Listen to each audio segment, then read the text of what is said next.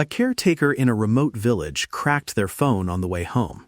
No reception, no smartphone app, and a worried silence around a temple that had just been damaged. Yet somehow, because a neighbor saved a single redacted timestamp and trusted it to a local courier, the evidence endured. Let's break this down clearly. That tiny, low-tech choice made the difference between losing a site's story and preserving it. Hello, and welcome to NSP Plus TV, Cambodia's voice to the world. I'm Nisa, and with me is Port Norn.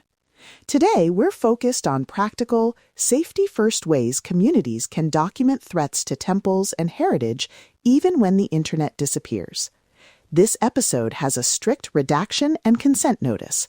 We will not give step-by-step exploitation techniques. Our goal is defense, not exposure. Here's the update you should know. Some pilot programs have shown that low-bandwidth, crusted workflows can preserve verifiable evidence without putting people or sacred places at risk. Today, we walk through anonymized incidents, explain governance and custody models, and share 3 immediate low-risk actions anyone can use. From Phnom Penh to the countryside, let's get straight to the facts. Top story breakdown. 3 anonymized pilot incidents where connectivity or privacy failures nearly erased proof. First, in one pilot, intermittent reception and an unprotected upload would have exposed identities. A redaction-first intake preserved a time-stamped summary instead of raw images. Second, another site relied on short-range transfers and a trusted courier to avoid exposing metadata publicly. Third, a Pinyin ledger recorded custodial notes and delayed publication until legal review could occur.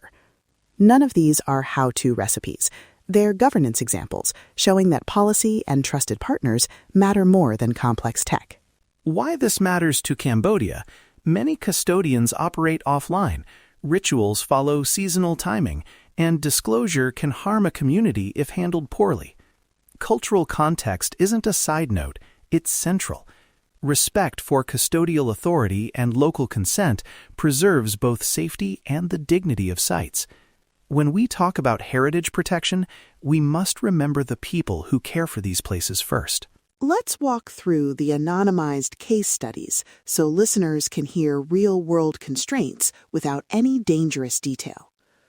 Pilot A focused on SMS-first timestamp archives. A village reporter recorded a short text summary, and a trusted timestamp was added at a later, secure step.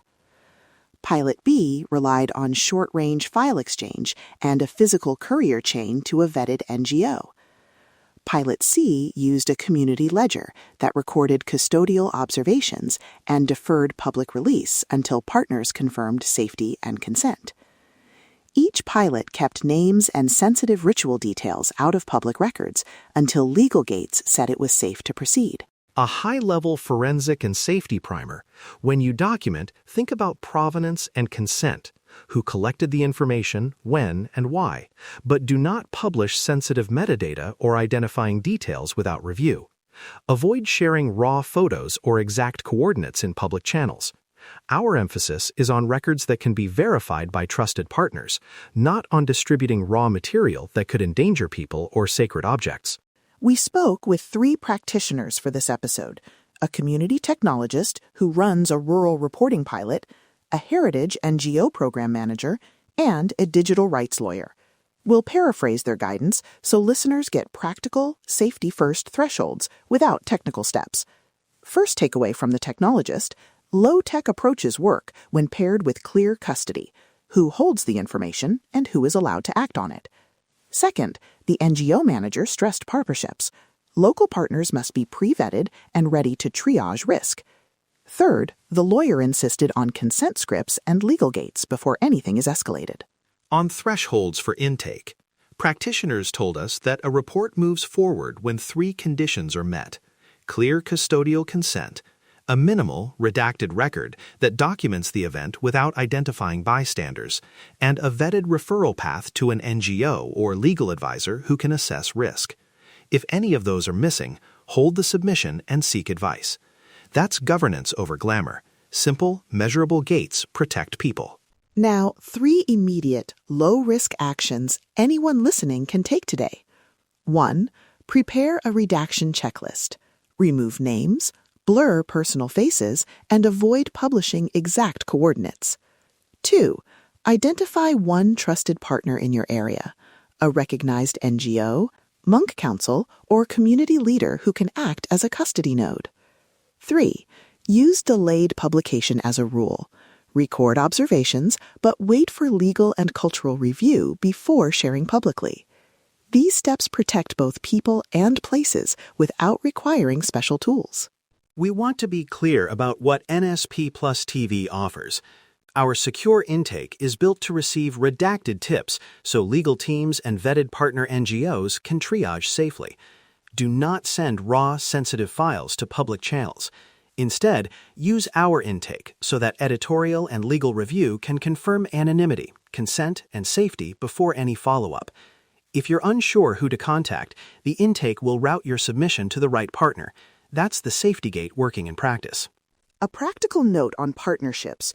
Trusted partners should have clear policies for custody, delayed publication, and legal review. They should also be local or have verified local contacts so cultural and ritual timing are respected. When partners explain their process, listen for how they protect identities, who has access to raw records, and whether they commit to non-disclosure until safeguards are in place. Before we close, 3 common risks we deliberately avoided. We did not provide step-by-step capture or transmission techniques.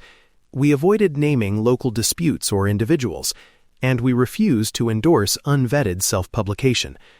Instead, we offered governance, consent language, and partner pathways, the durable, legal protections that keep communities safe. Quick community connection. Last week, we heard from a temple caretaker who used a simple paper ledger and a local leader to preserve a timeline until lawyers could advise. That small act kept the community intact and the ritual timing respected. Your small, careful choices can make that kind of difference too. Key takeaways. Prioritize consent. Rely on vetted partners. Redact by default and use delayed publication. If you want to help protect Khmer heritage, start with governance, not gadgets. Keep records minimal, keep people safe, and route things through secure, vetted channels. We'll include more resources in the episode notes, a redaction checklist, partner referral information, and templates for consent language that NGOs and legal teams recommended. If you're in doubt, reach out to NSP Plus TV's secure intake. Don't share sensitive material publicly. Thank you for listening. This is your trusted voice from Cambodia, keeping heritage and people safe with facts and care. The facts are clear, the evidence is undeniable, and together we stand with Cambodia.